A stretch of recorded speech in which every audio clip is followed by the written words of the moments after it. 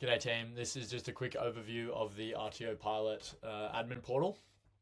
So I'm just going to quickly run through some of the features in how to set up a class, your trainers, and your enrolments, and then just really quickly touch on the other components of the page. So when you sign in, the first thing that you'll see is this dashboard. This will be empty if you haven't used RTOPilot yet. And similarly with this calendar view, this will be empty with just the calendar itself. So how do you actually populate that with information? So first, what you need to do is you need to set up the specific components of a class that you're going to be running. So we'll just go through some of the management tabs here, and by going through the management tabs, you can then build out a class, and then you can start taking enrollment. So the first thing maybe jumping into is the location. So this is where you're going to be running your classes. If you jump into the locations tab, this will be empty, but you just need to go over to this new location button in the top right, and then you just need to add in the details for your specific location. So I'm just going to add in some fake details here. So I've just filled in the details here. We've got the name of the place. This is kind of the overarching name that is going to be shown on the enrollment page, the capacity, and then the address that will automatically fill when you start typing it in.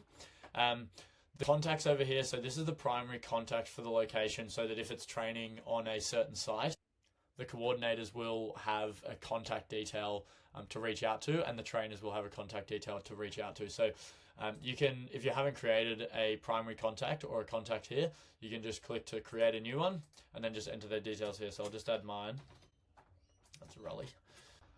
So just added the details there. We've got the primary contact. If you've got a secondary contact, you can add that, but just for this example, I'm not going to.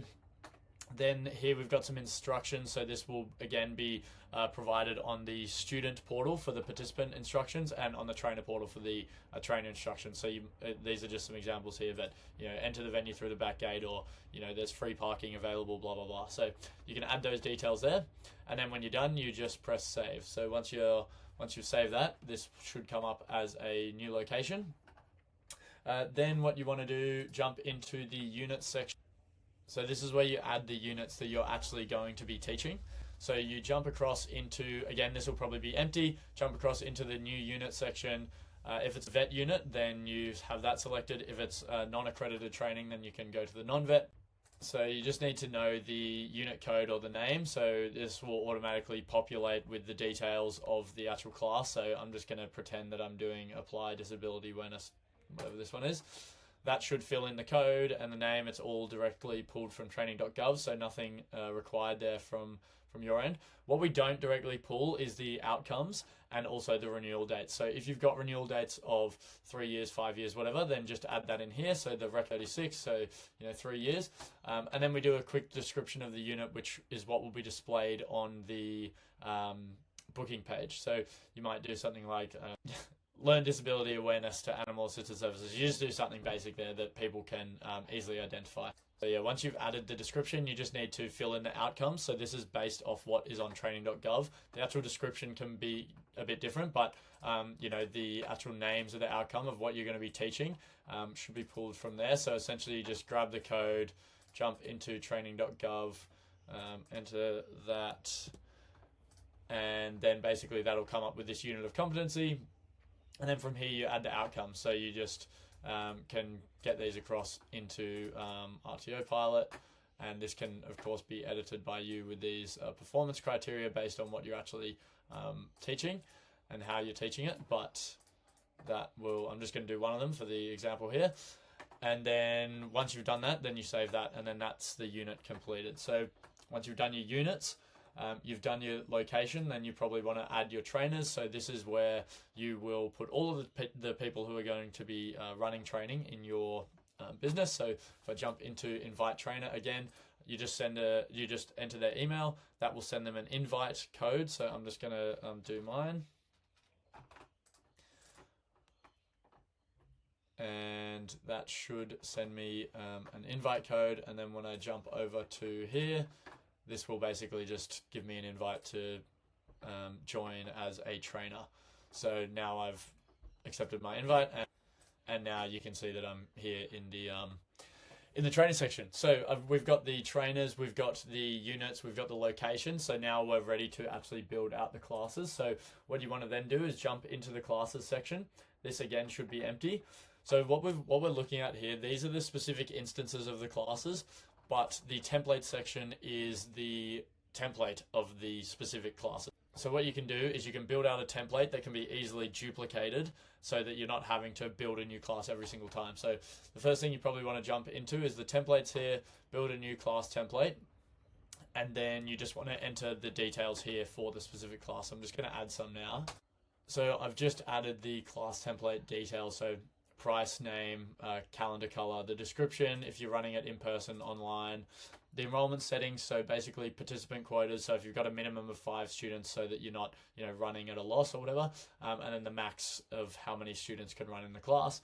This is the enrollment cutoff, so if you don't want people signing up 1 minute before the class, then you can have a cutoff. You can also, this can be 0, it doesn't matter. That's all up to personal preference. So this issue certificates section here, essentially if you tick it, it means that these certificates will automatically be issued when a student is marked competent. But if it's not ticked, then you'll have to distribute them after the fact when you have marked them competent. So this is just automatically going to issue them if you're happy with that.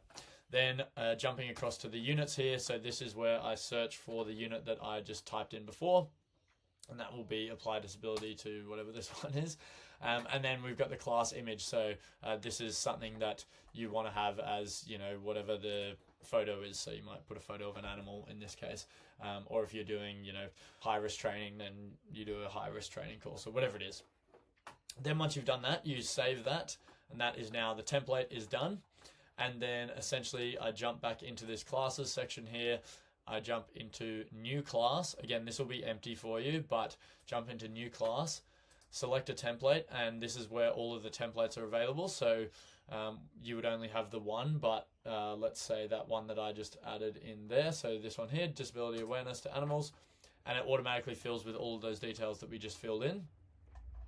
The only thing that we need to add is the session details. So if we jump in here and we're going to run that class on the 30th, and it starts at 8 a.m.